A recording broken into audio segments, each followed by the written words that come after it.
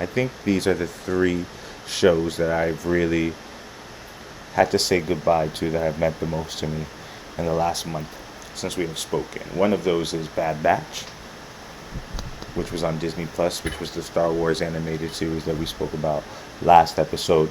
16 episodes, 16 weeks I spent with these people. And by these people, I really mean two people. Let me look their names up. It is D. Bradley Baker and Michelle Ang.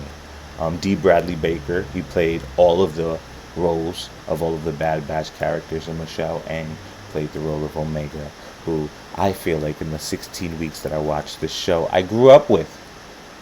I mean, I watched her grow up. I watched her become the person that she can be for the rest of her life. I watched her make mistakes. I watched her prove the team wrong and become the most useful person on the team. So I just want to say shout out to those two people. Shout out to Dave Filoni, who created the Bad Batch.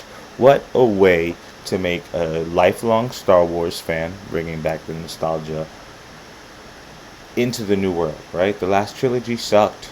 Actually, I won't say the last trilogy sucked. Return of the Jedi was incredible, was nuanced, brought a whole new life to Star Wars, and then with the last one, they just completely ruined it. Again, Dave, you guys did an incredible job by bringing a show that's almost a children's show. Like, not exactly, but, could be considered a children's show, and satisfied all of my Star Wars needs in the same way that The Mandalorian did. Moving on from there, another show that is going to make me give so many big years and so many shout outs to is The White Lotus, right? Like, if you follow me on Instagram, then you will see that I shouted out White Lotus. I posted the thing about screeching, about squealing, because that is genuinely what the show made me feel like.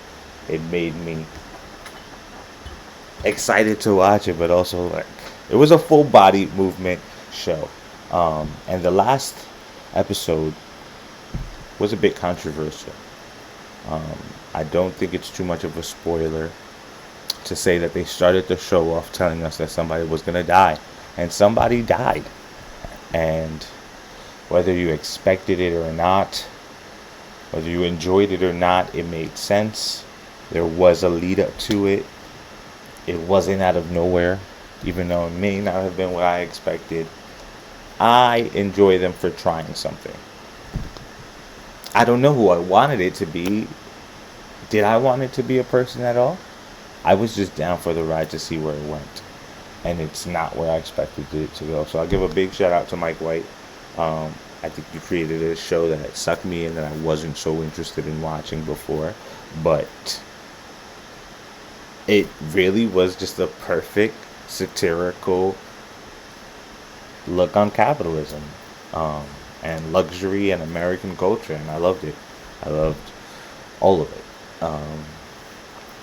Another show I loved, another show which I feel like got ragged on unnecessarily, is Rick and Morty,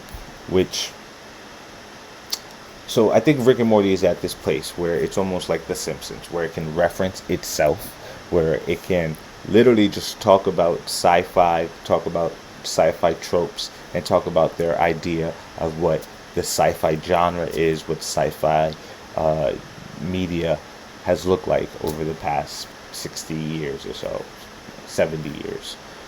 And I'm cool with that. I don't need more of that. Like, I don't want Rick and Morty to end, right? So I know people ragged on it because they're like, where are some of these episodes going? There's the big argument of, should it be a show that's serialized and that every week keeps going on and keeps adding to the character lens, or should it be a show that just does whatever it wants? Like, isn't that what the purpose of it being a multi-universal show? But then again, is there any stake in it if every episode we're watching a different family from a different universe? I don't know. I don't really care.